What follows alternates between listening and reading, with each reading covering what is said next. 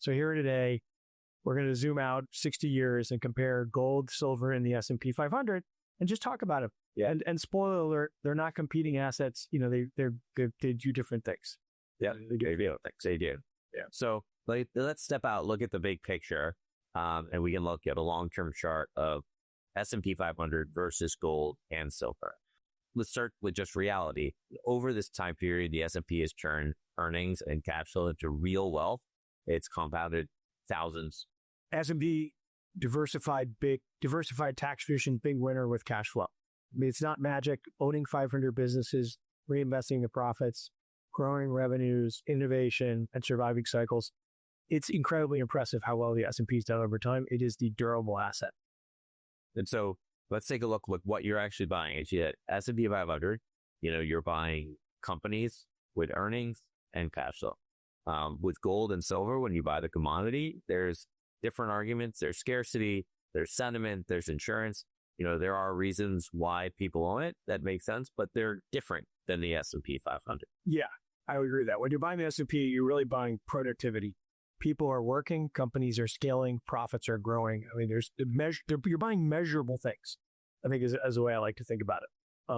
With gold, you're buying sentiment to some extent. I mean, gold and silver are both different. We're just kind of talk about that a little bit. Yeah, look, I mean, they tend to protect purchasing power when the system's under stress.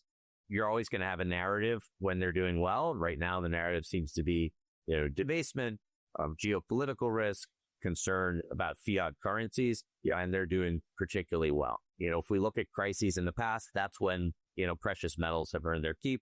And so, let's take a look at some of the crises we've seen. Unfortunately, you and I lived through those crises. So we remember how actually really bad they were. And, gold and silver did help you in those in 2000, 2002, 2008, 2009, 2020. Like you were happy you had some of these as hedges in your portfolio. That's where they earn their keep. During the dot-com crash, financial crisis, COVID, stocks got hammered and gold held up. I mean, sometimes it even surged. So it basically acted like an charge. Yeah, that's the hedge. And I guess taking a look at silver, I'd say silver is gold's caffeinated cousin. And, it can be based on industrial demand, monetary demand, massive volatility. It's a much smaller market, easier to corner. And so we've seen huge moves in silver.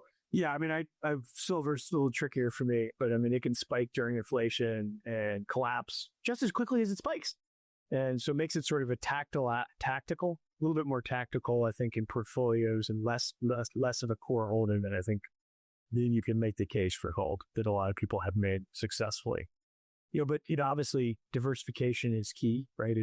And kind of one of the things that Greg and I talk about a lot is the richer you are, the more diversified you should be. You should own, Greg likes to say, you should own more things the wealthier you are. Meaning that the farther you are above your goals. In other words, if I have a 99.99% of achieving all my financial goals, I should probably own a lot more things than somebody who only has 50% chance. They're going to have to own lower risk things, cash flowing types of investments. So just think as portfolios get bigger, owning more things makes more sense if what you're really trying to do is manage risk.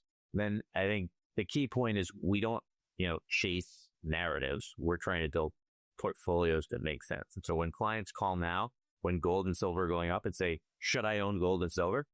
The answer has nothing to do with whether gold and silver is doing well now. It has to do with, do you have a big enough portfolio that you ought to own more things? And if you do, then the answer is, yeah, you probably ought to own a little, but you probably own a little whether they're going down or whether they're going up.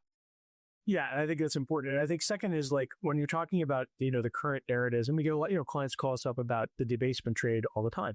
Tell us about the debasement trade. And debasement trade is just simply that the U.S. is on the same path as all other great empires with debt and deficits, and it's going to collapse, and that there's a 30 or 40% chance we're going to have a civil war. That is the debasement trade in short.